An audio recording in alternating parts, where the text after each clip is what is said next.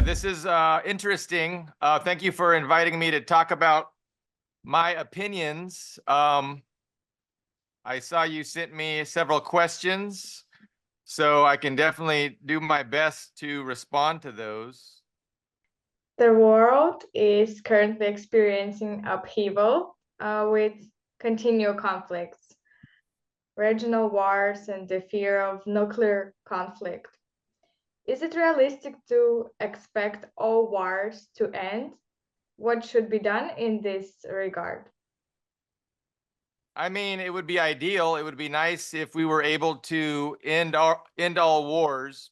Um, you know, the way things are at the moment, um, you know, has resulted from the the past 100 years of history or so, and so in the near term it doesn't look like we're going to be able to end all wars very soon.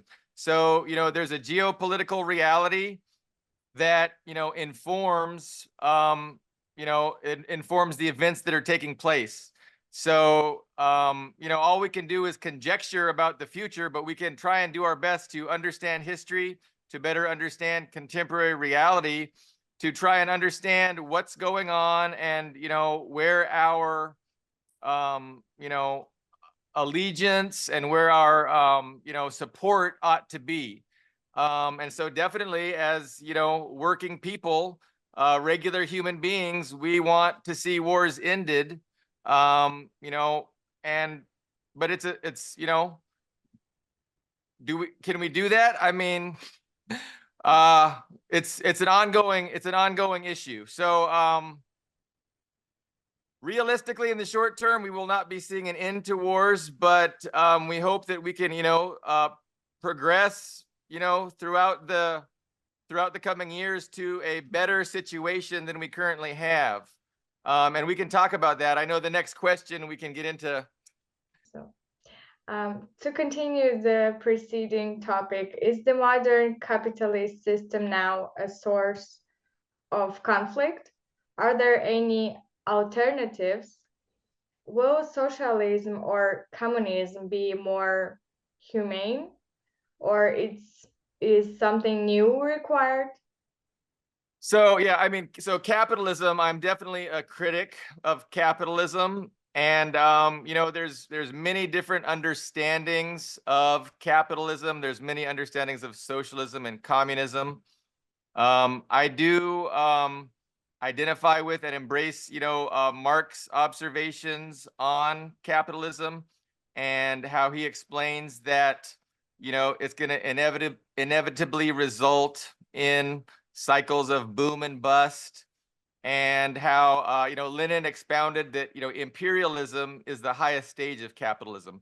So I think imperialism is like a monopoly on political power, and that's the end result of capitalism, the highest stage of capitalism.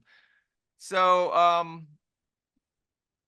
the current system, which began after World War II, where the West implemented a global economic system. It really had some changes with the collapse of the Soviet Union, and that ushered in kind of a geopolitical hegemony of the Western countries. So the West, after the dismantling of the Soviet Union, found themselves alone and unthreatened in the world. And so that's kind of the system that has existed. And I would call that capitalism. And essentially, I would call it Western imperialism. It's also capitalism, but it's really the rule of the wealthy capitalists. So I kind of identify capitalism as the political rule of the wealthy capitalists.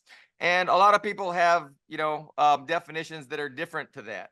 So to some people that embrace capitalism, they think capitalism is nothing but free trade. Free trade is capitalism. How can you be against freedom and free trade? So, and that's an understanding that I would reject. And I think a more accurate understanding about how capitalism actually exists is, when the wealthy capitalists take over the levers of political power, military power, and they have a monopoly on violence.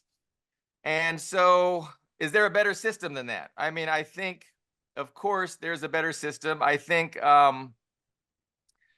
socialism, and, we can use socialism and communism and Marxism all interchangeably. I know some people would prefer to make distinctions, but it's really an effort to create a society where, the policies and the people in charge are trying to further the best interests of the masses.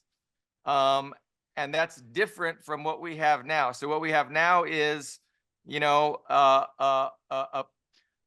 a ruling class that is interested in benefiting the interests of a small, wealthy minority at the expense of the masses.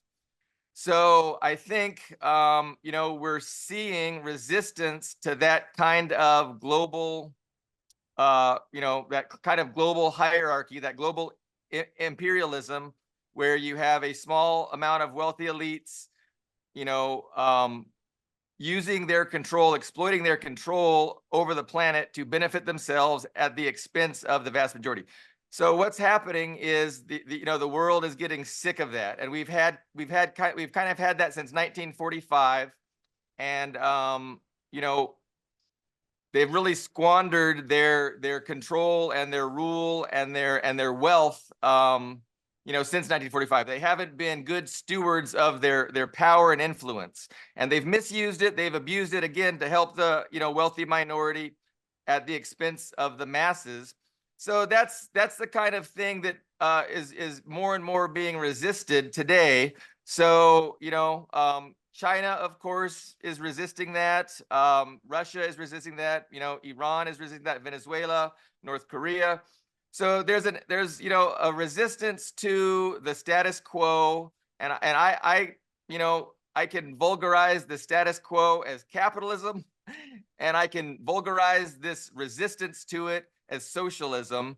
And I understand that Putin doesn't declare himself a socialist, but to me, he definitely has the best interest of the Russian people in mind, and so that's better than what we have in the West, because what we have in the West is is no consideration whatsoever for the interests of the working people, other than to placate them and propagandize them and to really disenfranchise them from being involved in politics or to even understand what's going on.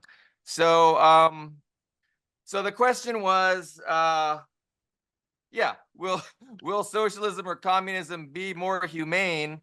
Of course. It's not going to be perfect, but when you have a government and a system designed to really further the interests of the vast majority, instead of just working on behalf of the elite wealthy minority at the expense of the majority, it's going to be improved. And improvement obviously doesn't mean perfection, but it's part of history. It's part of experimenting, finding out what works. And just like capitalism was an improvement over the feudalist system, we've seen quality of life increase. We've seen technological advancements, benefiting working people. We're going to continue to see improvement from capitalism to socialism. So I would definitely say we can improve. I would like to discuss communism. Are Marx, Lenin, and Engels' theories still relevant? Relevant today? Yeah, okay. So I would say absolutely. I would say that obviously they lived over 100 years ago, so things have changed. But a lot of things have stayed the same, and we can apply their insights to what's going on today. So I think China is doing that. China is a Marxist-Leninist political party, based on, specifically Marx and Lenin. And I think, because of that, they've been able to do some really unprecedented things, with their country. And when you think about what China has accomplished from 1949, when they became a state, to or when the the Communist Party came to power, to right now, it's really unprecedented. Like never before in the history of the known universe has any society made such rapid strides to modernity, industrialization, and really just a tremendous economic powerhouse where 800 million people have been lifted out of poverty, et cetera, et cetera. So I think a lot of that is due to their understanding of the paradigms that really govern the planet.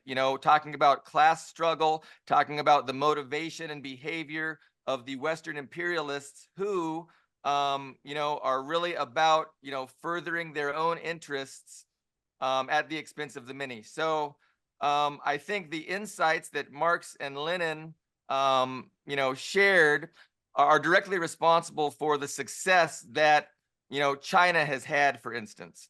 So it's absolutely relevant, and I would say, even though it's what they said, you know, the thing, the insights they provided were for a world that was totally different over 100 years ago. There's still a lot we can learn from them, and we can use their knowledge to our benefit. Do they require some type of transformation? Well, I mean, so there's certain things that are, timeless, certain truths that they shared, regarding class struggle, the nature of capitalism, that I think, are, eternally true. But, it's, um, but of course, given the changes that the planet has had, there are changes in people's perceptions, people's understandings, the changes in the ability for the elites to propagandize people and to um, you know um, you know implant opinions and understandings and narratives into people's minds that are kind of detached from reality. The new advances in technology, social media, and things like that. Of course, we have to apply those, their insights to today's world, and we can't just treat their insights as if they were only applicable to that time, which was, a very different time. Okay, let's return to um, ongoing issues that are causing global concern. What do you view as the solution to the problems in Gaza and Ukraine? So these are two different issues, but they are related. Um, So I think what they have in common is that they're both, projects of Western imperialism. So Zionism and the State of Israel is like a Western colonial project. And then, what's going on in Ukraine right now is definitely being determined by the West. And, it's their drive for total global domination that causes them to invest and engage in this kind of military adventurism that the hope is will allow the West to maintain its unrivaled unipolar hegemony throughout the rest of the 21st century. So I think, to be blunt about it, what needs to happen for these issues to be solved is that the West just needs to recognize its own demise and its own decline. So I see that, like I said, with the rise of China, the rise of Russia, we're no longer living in a unipolar world where the United States is the sole hegemon of the planet. And so the US still behaves as if it can dictate to the rest of the world exactly how how things should happen and how things should work. And they haven't got the memo yet that things have changed, and that they don't have the kind of power to to dominate the planet. So I think inevitably and probably pretty soon, the West is going to come up against its own it's the realization of its own decline. They're going to realize that they just can't simply continue to invest in these colonial projects that are really immoral and unjust, really unjust and immoral projects. Like the state of Israel, like installing this Nazi regime in Ukraine. These are things that do not benefit humanity, and they're only strategies pursued because the ruling elite think that it's going to benefit their interest. They're going to use these things to weaken Iran, weaken Russia, maintain control of resources and markets. But I think what we're going to see very soon is an inability, like Rome, thousands of years ago, to maintain all these different projects. It's going to be too expensive. The U.S. won't be able to do it, and eventually it's going to have to pull back. And then we're going to see justice. Then we're going to get to see justice in Israel, justice in Ukraine. So, I mean, we could talk about what that looks like, but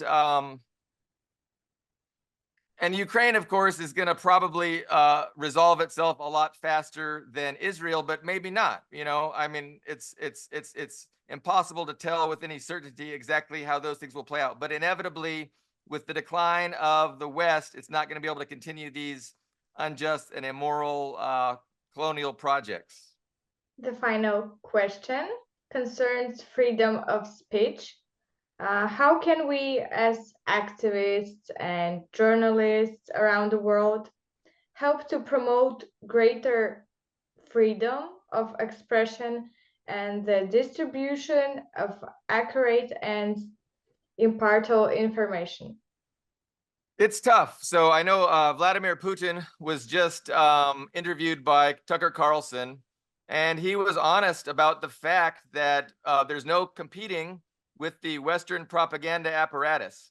It is in a league of its own, and it is very powerful, and it's amazing how well it is at propagandizing people and putting out the narratives, the self-serving narratives of the ruling Western establishment.